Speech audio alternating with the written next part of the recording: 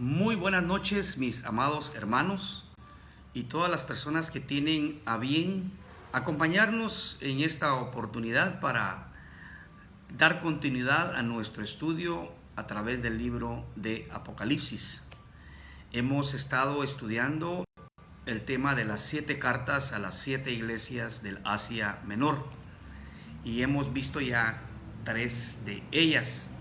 Hemos ya estudiado el mensaje para la iglesia en Éfeso, la iglesia en Esmirna, la iglesia en Pérgamo y la iglesia en Tiatira. Perdón, son 4 las que hemos visto ya. Son 3 las que nos faltan: Sardis, Filadelfia y la Odisea.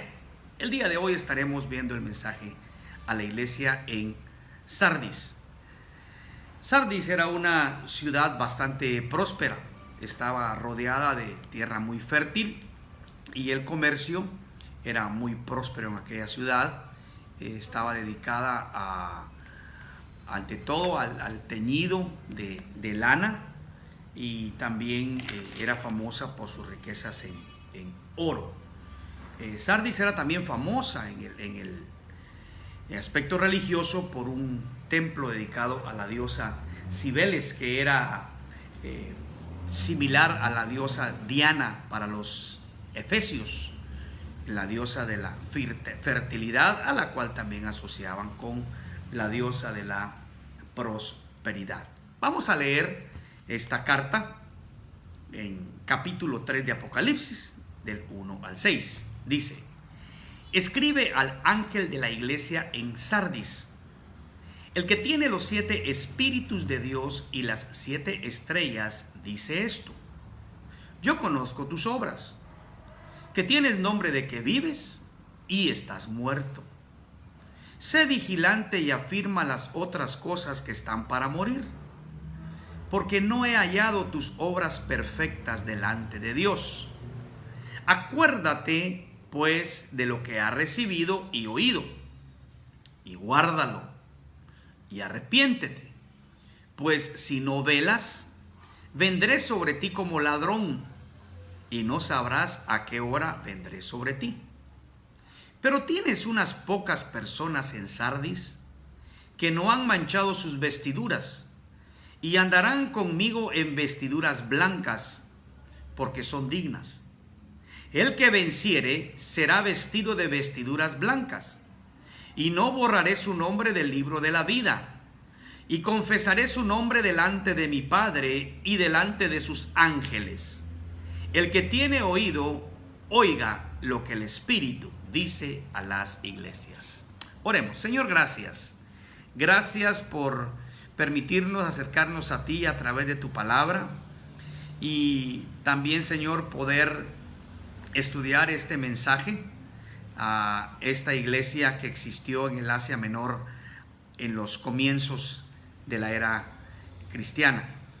Pedimos que conforme a tu sabiduría y de acuerdo a lo que tú, Señor, enviaste a decir a esta iglesia, aprendamos las palabras de advertencia para no caer en sus pecados, y las palabras también, Señor, en la cual tú aprobabas lo que la iglesia hacía para mantenernos fieles a ti. Dirígenos, Señor, por tu Espíritu, en el nombre de Cristo Jesús. Amén. La iglesia en Sardis, como decíamos, en esta ciudad, era una iglesia que en apariencia era próspera, en apariencia tenía vida, pero desde la misma presentación, desde cómo Jesús se describe a la hora de dirigir la carta, vamos a encontrar que obviamente está ya dando a entender algo distinto a lo que en apariencia la iglesia reflejaba. El primer versículo dice: escribe al ángel de la iglesia en Sardis, el que tiene los 7 espíritus de Dios y las 7 estrellas, dice esto. Al ángel, nuevamente, mis hermanos, como a lo largo de todas las cartas se repite, es el pastor, es quien está al frente de la iglesia, es el mensajero, que es literalmente lo que significa la palabra ángel. Es el mensajero de Dios en la iglesia y por lo tanto el responsable de transmitir a la iglesia el mensaje de Dios. Y esto dice mucho, hermanos, para nosotros los pastores. La gran responsabilidad que tenemos como mensajeros de Dios en las congregaciones de llevar el mensaje de Dios. Si usted se da cuenta, las últimas palabras de ese verso, de la introducción esta, dice esto. ¿Quién lo dice? Cristo. ¿Qué debemos transmitir a la iglesia? El mensaje de Cristo. ¿En dónde está el mensaje de Cristo? En su palabra. Ahí está el mensaje de Cristo. ¿Cuál es la labor principal de un pastor? Transmitir el mensaje de Cristo que se encuentra en la palabra de Dios a la iglesia. Dar a la iglesia las instrucciones que Dios ya ha revelado en su palabra para hacer la voluntad de Dios. En ese tiempo, obviamente, el Nuevo Testamento aún estaba en formación. Apocalipsis no se había concluido. Todavía había revelación directa de Dios a través de, en este caso, de Juan el apóstol, para que la iglesia supiera esa voluntad de Dios. Hoy la Biblia ya está completa y el mensaje debemos tomarlo de lo que las escrituras dicen. Ya no hay mensaje nuevo, ya no hay revelación fresca, ya todo ha sido dejado en la palabra inspirada por Dios, que es la Biblia. Entonces dice: escribe al ángel de la iglesia en Sardis. Está dirigiéndose a aquel lugar. Algunos interpretan que el significado de Sardis es residuo, o lo que queda, o el mensaje propio para la iglesia es lo que queda, el residuo en aquella congregación. El que tiene los 7 espíritus de Dios. El número 7 es el número de Dios, es el número de perfección, es el número de algo que está completo, algo a lo que no se le hace falta nada, algo que conoce todo también a la perfección. Obviamente los 7 espíritus se refiere al Espíritu Santo. La mención del número 7 también puede referirse que era aquel mismo quien se dirigía a las 7 diferentes iglesias en el Asia Menor. Pero siendo el número de perfección, está hablando aquel que conoce las cosas de una manera perfecta, no solamente que ve lo superficial. Recordemos en el Antiguo Testamento, cuando Dios envía a Samuel a ungir el nuevo rey que supliría a Saúl, lo envía a casa de Isaí, porque Dios le dice a Samuel que de los hijos de Isaí vendrá el ungido.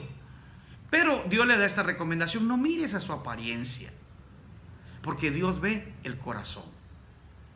Y Dios examina en lo profundo del corazón y en la intimidad de las iglesias la verdad que en ellas hay. Una iglesia puede tener apariencia de prosperidad, de bienestar, pero Dios conoce desde las motivaciones que llevan a las acciones, para no solamente ver lo que aparenta, sino lo que hay en el interior de ella. Las 7 estrellas, dice esto, otra vez una referencia a los pastores de las 7 iglesias, ¿no? Ellos son mis mensajeros, ellos dicen lo que yo les digo, ellos llevan mi mensaje a la iglesia. Dice: yo conozco tus obras, que tienes nombre de que vives y estás muerto. A diferencia de las otras cartas, esta carta comienza con una reprensión. No comienza con palabras enumerando lo positivo, sino que de una vez reprendiendo lo negativo, reprendiendo lo que está sucediendo en la iglesia. Dice: yo conozco tus obras, pero aquí va más allá de las obras, que tienes nombre de que vives y estás muerto. Lo que el Señor le está diciendo: yo sé que ustedes en apariencia dicen estar vivos. La iglesia dice estar viva. En apariencia están diciendo cosas buenas. En apariencia están haciendo buenas obras. Yo conozco las obras de ustedes, pero también sé que esa iglesia, aunque tenga apariencia de vida, está muerta. O sea, yo no estoy ahí. El Señor sabe cuando una iglesia está viva. y cuando una iglesia está muerta. No depende de la opinión que la gente tenga de acuerdo a lo que la iglesia muestre, sino que depende del examen verdadero de Dios. Veamos en primera a Timoteo 5:6. Primera Timoteo 5:6.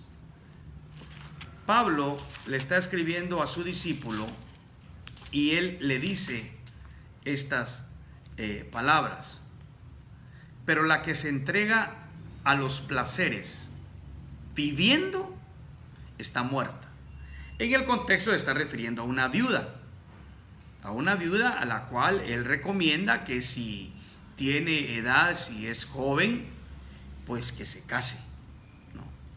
Que no viva en los placeres. Entonces, ¿cuál es una iglesia que en apariencia está viva, pero está muerta? Es una iglesia que no se deleita en Dios, sino que se deleita en sí misma.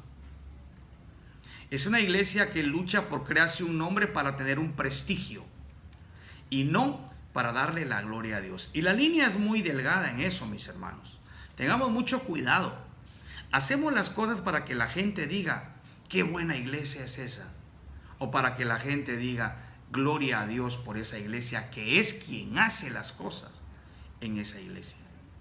Y cuando se refieran a nosotros como iglesia y alguna persona pueda notar de algo bueno que estemos haciendo, también recordemos nosotros esto: debemos darle la honra y debemos darle la gloria solamente a Dios, porque si no fuera por Dios, ni siquiera existiéramos como iglesia.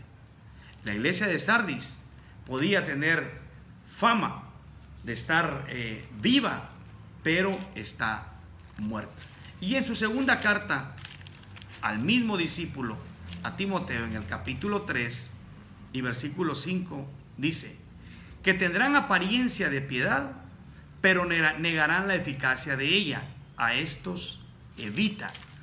Aquí Pablo se está refiriendo al carácter de ciertos hombres en los postreros días, que serán amadores de sí mismos, que serán avaros, vanagloriosos, soberbios, blasfemos, desobedientes a los padres, ingratos, impíos, sin afecto natural, implacables, calumniadores, intemperantes, crueles, aborrecedores de lo bueno, traidores, impetuosos, infatuosos, amadores de los deleites más que de Dios.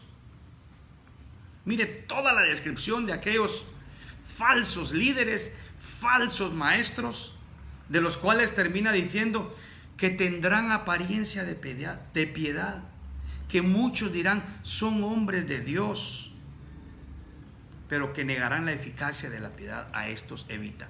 Que su estilo de vida no muestra que están consagrados a Dios. Y parte de ello también, líderes que están muertos, pero que aparentemente están vivos, porque pueden ser muy mediáticos, pueden llamar la atención de muchas personas, pueden ser vistos por miles, pero su estilo de vida Dios lo conoce y sus motivaciones Dios las conoce, y debemos tener cuidado en cuanto a todo esto para no caer en la vanagloria, para no caer en la jactancia.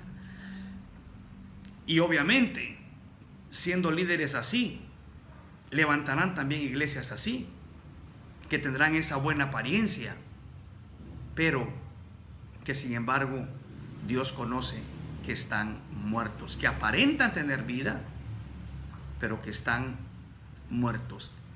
Ese es uno de los reclamos que Dios le hace. Y obviamente esto venía también porque no habían sido cuidadosos, no habían velado por mantenerse correctos delante de Dios. El verso 2 dice: sé vigilante y afirma las otras cosas que están para morir, porque no he hallado tus obras perfectas delante de Dios. Lo que Dios está diciendo, si todavía hay algunas cosas rescatables, todavía hay algunas cosas que están ustedes haciendo bien, hay algo que todavía no se ha contaminado, hay algo todavía que se mantiene puro, entonces dice, sean vigilantes en cuanto a eso, sean cuidadosos en cuanto a eso, y afírmense en esas cosas. porque hay algo que sus obras no son perfectas. Y dice, delante de Dios. Afírmense en lo bueno que todavía existe, porque a la hora de analizar sus obras, me doy cuenta que no son perfectas. Y dice, delante de Dios, aunque sean correctas, delante de los hombres. Y les diera esa apariencia de ser una iglesia viva. Mis hermanos, toda iglesia, todo lo que haga, debe de hacerlo para la honra y para la gloria de Dios. Y muchas veces la iglesia puede correr el riesgo, si lo llamamos de esa manera, de no gozar de la popularidad del mundo, pero de gozar de la aprobación de Dios. Y no estoy diciendo de no gozar de la popularidad del mundo porque esté practicando pecado, sino no gozar la popularidad del mundo por andar en la voluntad de Dios. Puede que nos hagamos impopulares por predicar el evangelio que denuncia el pecado en el hombre. Puede que seamos impopulares por el hecho de decir de que si una persona no tiene a Cristo en su corazón, no se ha arrepentido de sus pecados, no vive para Dios, está en riesgo de ir a la condenación eterna. Puede que nosotros seamos impopulares si hablamos de que si no se arrepienten las personas, vendrá juicio y castigo de Dios como consecuencia del pecado en que anda. ¿Podemos hacernos impopulares por predicar la verdad? No. Pero vale la pena, y es mejor hacernos impopulares por predicar la verdad que ser populares predicando mentiras, disfrazándolos como verdad de Dios. Y en realidad, ¿cómo? Alguien dirá, pero ¿cómo nos damos cuenta? ¿Cómo sabemos si estamos en la verdad de Dios? Si realmente tenemos esa vida que fluye de Cristo y se manifiesta en la iglesia. Bueno, cuando todo lo que nosotros predicamos, enseñamos y practicamos, lo examinamos a la luz de las Escrituras. La iglesia en los últimos tiempos se ha convertido en una iglesia pragmática. ¿Qué significa? Significa, si esto funciona, hagámoslo. Si esto funciona, hagámoslo. Pero, ¿qué pasa si no está en la Biblia? Si la Biblia no lo aprueba. Pues no importa, de todos modos funciona. No es así. No es así. Porque por causa de eso se empieza a fomentar falsedad en la iglesia. Por ejemplo, un ministerio que es muy popular hoy en día, se ha hecho muy popular, el ministerio de los profetas, que la gente acude a ellos. Por lo regular, los profetas siempre les van a profetizar cosas agradables. Te va a ir bien, va a ser próspero, tu familia va a ser bendecida, etcétera, etcétera. Va a ser muy raro cuando alguien profetice, este mal va a venir sobre tu vida.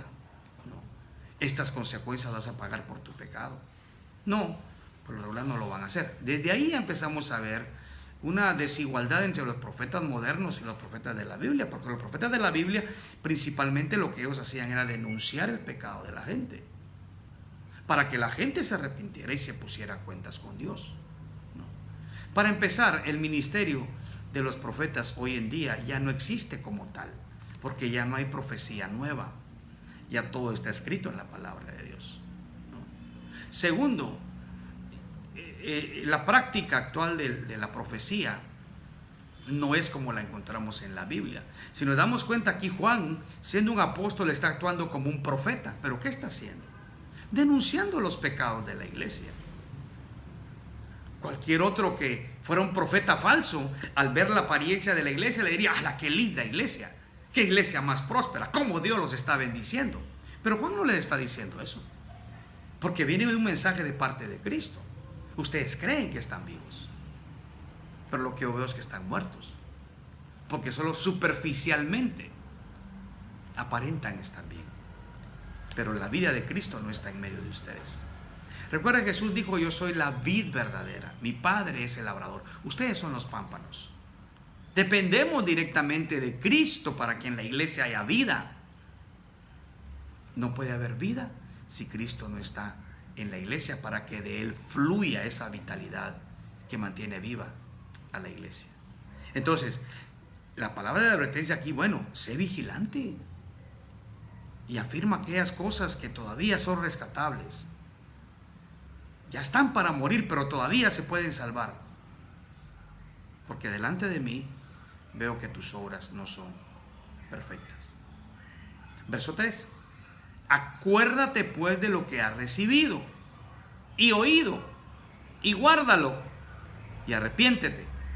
Pues si no velas, vendré sobre ti como ladrón, y no sabrás a qué hora vendré sobre ti. Aquella iglesia de Sardis se cree que fue fundada por el apóstol Juan.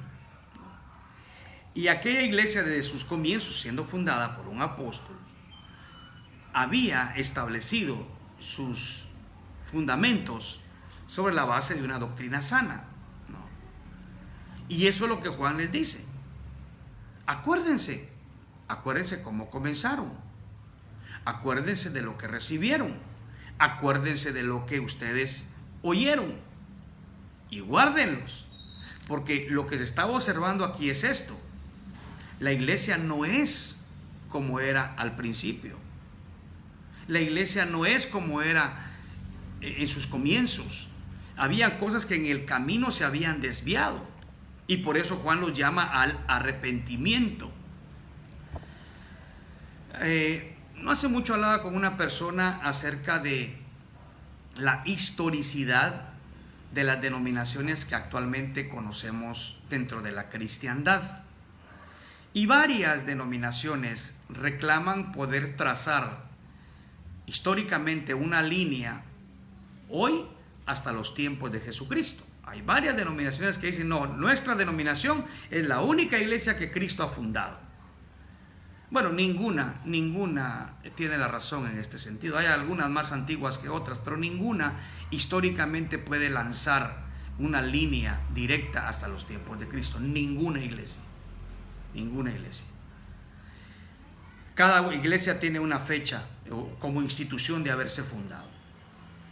Pero yo decía, aun cuando una iglesia pudiera decir o pudiera creérselo y decir: no, nosotros sí fuimos la iglesia que Cristo fundó, tendría muy poca importancia si esa iglesia no es lo que aquella iglesia fue. Es lo que Juan les está diciendo. ¿De qué importa? ¿Qué importa si ustedes pueden decir: sí, somos la iglesia de Sardis, la que el apóstol Juan fundó? Ahora, ¿qué tanto se parecen hoy a la iglesia esa que fue fundada? Eso es lo más importante. Lo más importante no es que podamos trazar una línea histórica a los tiempos de Jesús. ¿De qué serviría trazar una línea histórica hasta los tiempos de Jesús si lo que vemos hoy que la iglesia cree, predica y hace está completamente desviado de lo que Cristo enseñó a sus apóstoles? Entonces, tenemos que examinar esas cosas. No es tanto lo histórico que seamos, sino lo fiel que seamos a los principios de la iglesia. Y de nuevo acá, cuando Juan dice: acuérdate pues de lo que has recibido y oído, ¿a dónde tenían que acudir a aquella iglesia? Pues obviamente aquella iglesia tenía que acudir a las enseñanzas primeras que Juan estableció, que venían de él como apóstol del mismo Señor Jesucristo. Ahora, una iglesia hoy en día, ¿qué tiene que hacer para saber si verdaderamente es una iglesia viva? Si verdaderamente está en los caminos de Dios. Pues ir a las enseñanzas de los apóstoles, ver qué era lo que ellos enseñaban y si eso es lo que estamos enseñando hoy. Ver qué es lo que aquella iglesia practicaba y ver si es lo que estamos practicando hoy. Eso es lo que debe contar. Eso es lo que cuenta delante de Dios. ¿Cómo juzga Dios si nuestras obras son buenas delante de Él, si están hechas de acuerdo a lo que Él nos enseña en su palabra. Porque la enseñanza de los apóstoles está en el Nuevo Testamento. Hay iglesias que dentro de sus nombres, o algunas que directamente su nombre dicen ser apostólicas. ¿Y qué es una iglesia realmente apostólica? Una iglesia apostólica es aquella que basa su enseñanza y su práctica en la enseñanza y la práctica de los apóstoles. ¿Y dónde está la enseñanza y la práctica de los apóstoles? En el Nuevo Testamento, en la revelación que Dios nos ha dejado en el Nuevo Testamento. Entonces no es tanto que una iglesia se diga que es históricamente descendiente de Jesucristo, sino que tanto la iglesia de hoy se parece a aquella iglesia que Cristo fundó, qué tanto practica lo que aquella iglesia practicó, qué tanto cree lo que aquella iglesia creyó, qué tanto vive lo que aquella iglesia vivió. Eso es lo que el Señor está hablando acá. Hay que acordarse de lo que se recibió y se oyó, y hay que guardarlo. No hay que alterarlo, hay que guardarlo tal y como se recibió. O sea, guardarlo es practicarlo, vivirlo. Y la palabra arrepiéntete es porque obviamente no se estaban conduciendo de acuerdo a lo que habían recibido y de acuerdo a lo que había oído. Se habían desviado, se habían salido y no estaban caminando en la voluntad de Dios. Y hay una advertencia también: pues si no velas, vendré sobre ti como ladrón y no sabrás a qué hora vendré sobre ti. Sardis era una ciudad también que, por haber riqueza en ella, era objeto de salteadores, de ladrones. En las montañas alrededor de la ciudad merodeaban bandas de delincuentes y eventualmente venían sobre la ciudad y robaban. Habían dos acontecimientos especiales que se recordaba en Sardis que habían sucedido en el pasado, y era que la ciudad tenía murallas, estaba amurallada, pero de cualquier forma también tenía centinelas. Y en esas dos ocasiones que los bandoleros, que los delincuentes, los asaltadores y ladrones irrumpieron en la ciudad, fue por el descuido de los centinelas, por el descuido de los vigilantes. No estuvieron alertas para advertir a la ciudad e hicieron grandes destrozos. Entonces quienes vivían en Sardis estaban familiarizados con estas historias, y por eso a la iglesia el Señor le hace esta advertencia: vigilen, no se descuiden, para que no entren a asaltarlos, para que no entren a robarles. No sean ustedes como aquellos centinelas descuidados, que por su descuido la ciudad sufrió graves consecuencias. Cristo siempre llamó a una iglesia vigilante. Velad, dijo el Señor, velad, manténganse alertas, no se duerman. Si están dormidos, despierten. Hoy en día, hermanos, la iglesia debe estar muy alerta. La verdadera iglesia, que no es ninguna denominación en sí, sino que es aquel cuerpo de creyentes que han confiado en Cristo como su único Señor y Salvador, que han creído de todo corazón lo que la Biblia enseña y que día a día luchan por vivir de acuerdo a esa enseñanza de la palabra de Dios. Esa iglesia es la iglesia verdadera. No es una denominación en sí. Hay miembros de la misma en distintas iglesias de distintas denominaciones. A esa iglesia el Señor le dice: velen, porque hay muchas doctrinas extrañas, hay muchas doctrinas falsas hoy en día, y están siendo muy aceptables en muchos grupos, en muchas iglesias. Tienen apariencia de piedad, tienen apariencia como que viene de Dios, pero sean vigilantes, examínenlas, evalúenlas a la luz de lo que la palabra del Señor enseña. Tengamos mucho cuidado, mis hermanos, que doctrinas falsas puedan invadir la iglesia. Seamos vigilantes. Y no porque suene bonito, es de Dios. Es de Dios si está en la palabra de Dios. Mi primer pastor me enseñó en los principios de mi vida cristiana una lección que conservo a lo largo de toda mi vida como creyente. Él me dijo: Otto, cuando alguien quiera enseñarte algo acerca de Dios, pregúntale capítulo y versículo, en donde lo dice la Biblia, y que a la vez se vea el contexto para una buena interpretación. Si está en la Biblia y bien interpretado, es de Dios.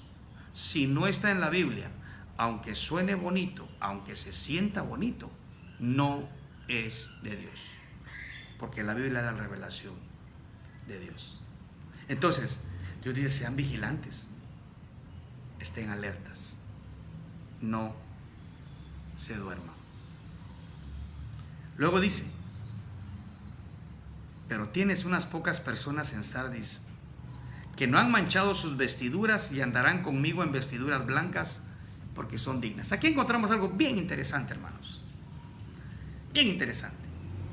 Una iglesia nunca es juzgada para la salvación de las personas de una manera colectiva.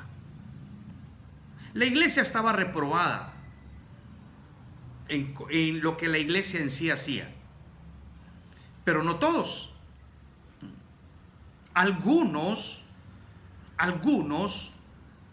se habían conservado puros, algunos no se habían manchado, algunos se consideraban dignos, andaban en la dignidad de creyentes obedientes a Dios. Posiblemente eran los hermanos más impopulares dentro de la congregación. Posiblemente. Es lo más probable, ¿no?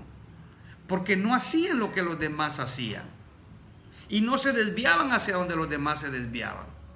Se mantenían firmes en su fe, firmes en su práctica, firmes en el Señor, vivían para la gloria de Dios.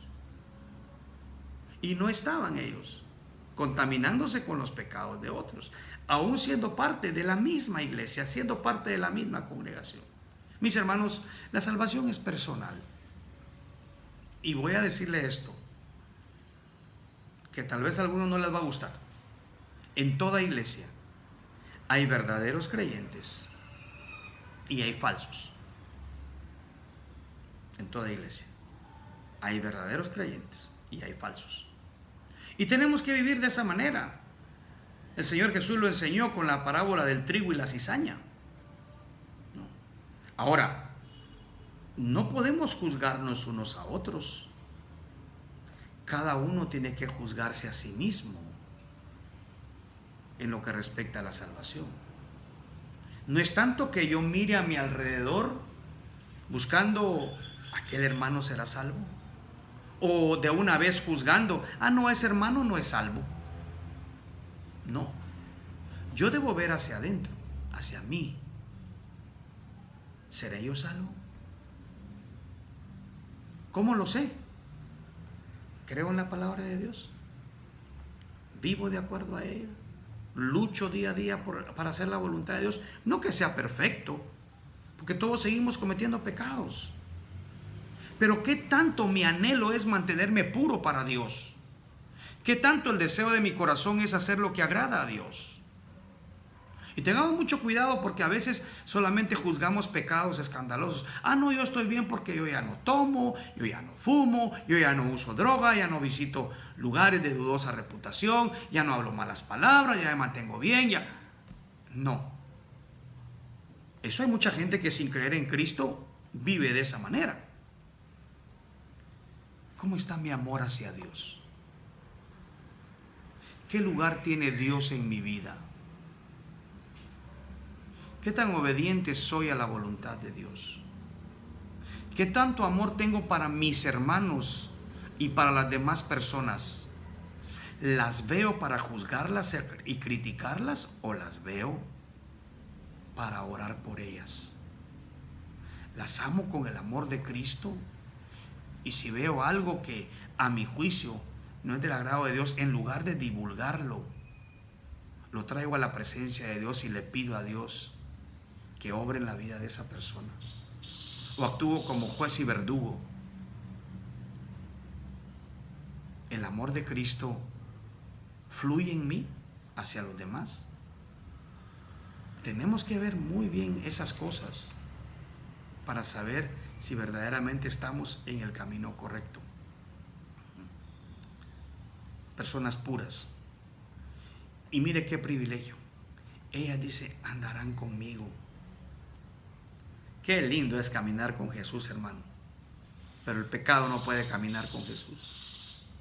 Nadie puede decir que está en comunión caminando con Cristo y está viviendo en pecado. Porque Cristo y el pecado son excluyentes entre sí. También recordando a mi primer pastor, me escribió una dedicatoria en la primera Biblia que me regalaron que decía: el pecado te alejará de este libro y este libro te alejará del pecado. Que Dios te ayude en tu elección. Y tanto la palabra como Cristo en sí también son uno, porque Cristo inspiró su palabra. Y si yo ando con Cristo, no voy a andar en pecado. Y si yo ando en pecado, no puedo decir que ando con Cristo. Andarán conmigo. Para andar con Cristo hay que mantenerse fiel a Él. Hay un himno muy lindo cuyo título dice precisamente eso: para andar con Jesús. Para andar con Jesús. Que nuestro anhelo sea andar con Jesús, no con pecado, no con el pecado.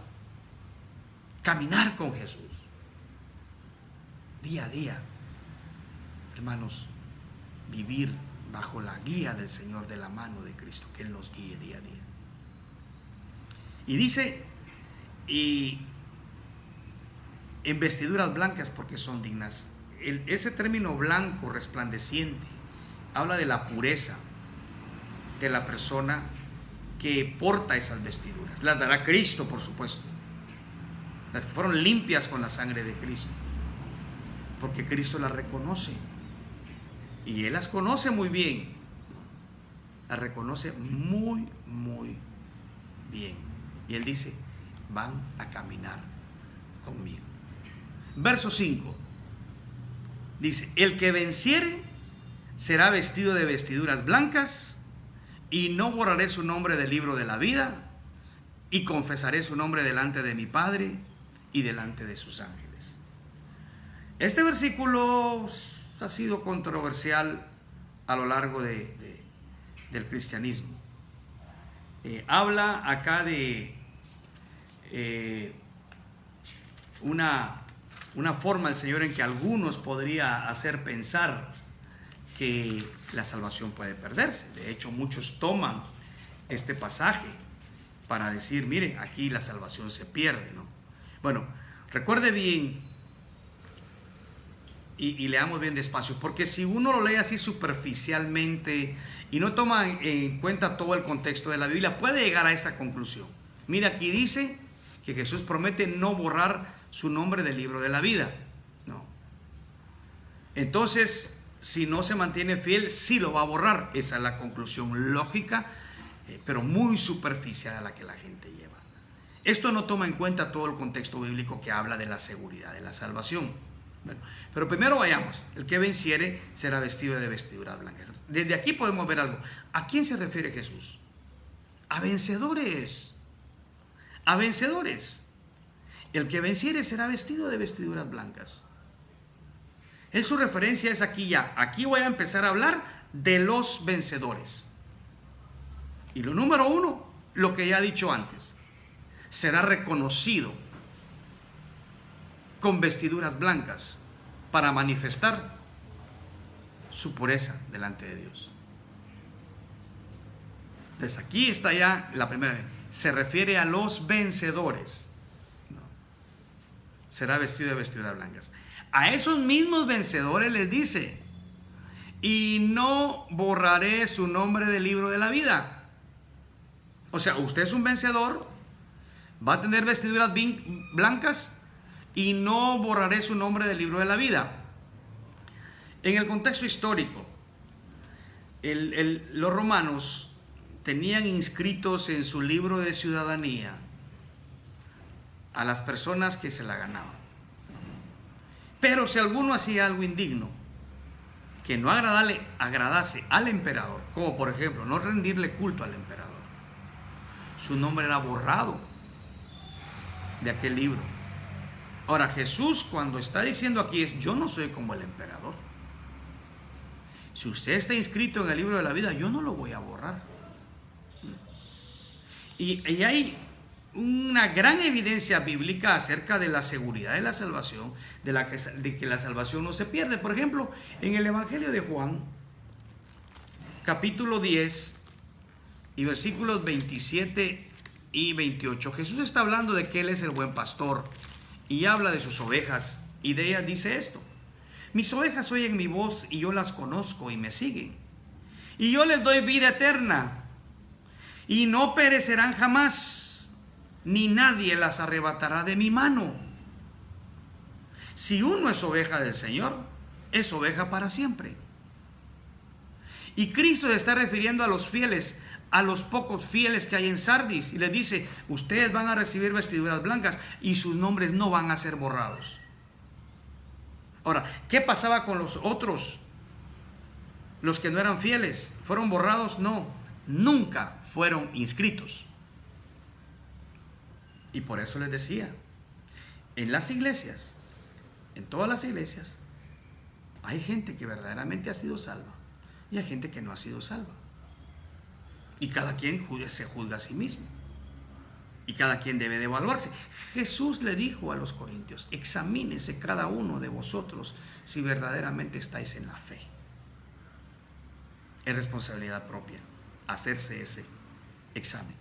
Entonces aquí el Señor, en otra parte de su palabra, en Juan 5:24, este versículo precioso, dice: de cierto os digo, el que oye mi palabra y cree al que me envió tiene vida eterna, y no vendrá a condenación, mas ha pasado de muerte a vida. Cuando yo he conversado con personas que creen que la salvación se pierde, les hago una pregunta. Les digo: mire, ¿usted tiene vida eterna? Y me dicen: sí. ¿De verdad tiene vida eterna? Sí. ¿Está seguro que tiene vida eterna? Sí, estoy seguro que tengo vida eterna. Ok. ¿Y usted cree que puede perder esa vida eterna? Y me dicen: sí, sí la puedo perder. Entonces yo les digo: entonces cámbiele nombre, porque lo que usted tiene no es vida eterna, es vida eterna probable, es vida probable, porque si fuera eterna nunca podría terminar, nunca podría perderse. Pero si usted cree que se puede perder, cámbiele nombre, no le diga vida eterna, porque la eternidad es eso, algo que se conserva por siempre. Y Jesús dice aquí en Juan 5:24: el que oye mi palabra y cree al que me envió tiene vida eterna. Y asegura esto: y no vendrá a condenación. ¿Por qué? Porque ha pasado de muerte a vida. Estaba muerto, tiene vida y la tendrá siempre. Ahora, aquí viene el problema. Qué bueno, pastor, tengo vida eterna, voy al cielo, no la puedo perder. Entonces no importa lo que haga, de todos modos ya soy salvo. Momento. Pablo fue claro cuando dijo: ¿pecaremos para que la gracia abunde? Él dijo: en ninguna manera. El que realmente tiene vida eterna no vive pensando en el pecado para hacerlo parte de su vida. Vive pensando en la santidad para cada día esforzarse para darle gloria a Dios. Porque esa es la evidencia de la vida eterna, de que está en uno, porque busca las cosas de la vida eterna, busca las cosas de Dios. Aquí quiero ser bien enfático y bien claro, para que no digan: pastor, entonces usted está promoviendo el pecado. No, la vida eterna promueve la santidad. Pero de que la salvación se pierde, no se pierde. Pero el que verdaderamente es salvo, y esto no le gusta a otros, busca la santidad. Porque hay quienes que sí dicen, no, es que yo salvo una vez, salvo para siempre, es cierto. Pero para usted darse cuenta de eso, no le pregunto cuándo fue salvo, dígame cómo está viviendo hoy. Dígame qué es lo que usted busca en su vida. Dígame si está haciendo las cosas que agradan a Dios. Esa es la evidencia de una fe genuina, de una salvación verdadera. Y a esos es a los que Cristo dice, yo no voy a borrar su nombre del libro de la vida. Hay más evidencia, ¿no? Juan 6:39, Hebreos 7:25, 2 Timoteo 1:12, 1 de Pedro 1 del 3 al 5. La salvación de Dios es segura, es perfecta, no se pierde. No se pierde. Si usted ha sido salvo, verdaderamente salvo, usted no se puede perder. Pero también, si usted ha sido salvo, verdaderamente salvo, usted debe estar viviendo para la gloria de Dios, para honrar a Dios en todo lo que usted hace. El Señor no va a borrar el nombre del libro de la vida a ninguno de aquellos que Él inscribió y que Él conoce, porque Él conoce a sus ovejas y sus ovejas lo conocemos a Él, oímos su voz y lo seguimos. Aquí hay otra también, ¿cierto? Cristo dice, no van a pasar a condenación, tienen vida eterna. Pero ¿qué hacen? Me siguen. Seguimos al Señor. Y luego dice, y confesaré su nombre delante de mi Padre y delante de sus ángeles. ¡Qué bendición! ¡Qué bendición decir, Padre, son míos y son tuyos! Y tú me los diste. Tú me los diste. Y nadie los puede arrebatar de mi mano.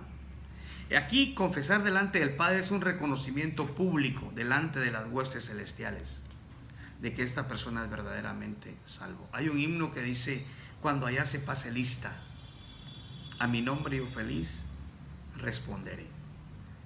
Cristo será el que haga el que pasará esa lista. Él es quien conoce a los suyos. Él nos llamará por nombre y Él nos reconocerá delante del Padre y Él va a decir, por este di mi vida, por este derramé mi sangre.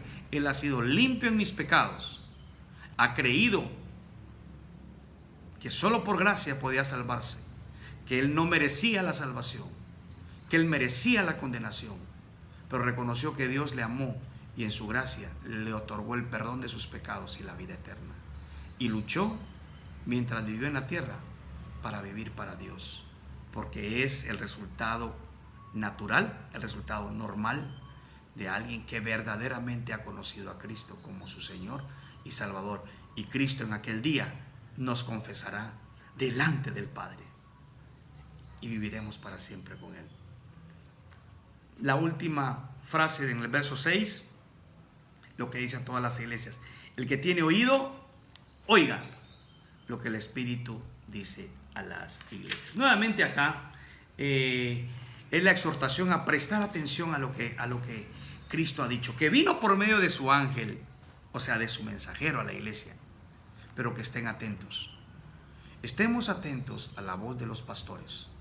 Estemos atentos a los mensajes que de parte de Dios Él lleva a la iglesia a través de sus siervos, los pastores. Estemos atentos a ellos. Estemos atentos y seamos obedientes a lo que Dios va a decirnos a través de sus siervos, siempre y cuando aquellos siervos, esclavos de Dios, aquellos pastores, el mensaje que estén dando a la iglesia venga directamente de parte de Dios, y ese mensaje lo encontramos en su palabra. No es que el mensajero diga, Dios me dijo anoche en un sueño, Dios me dio ayer una revelación.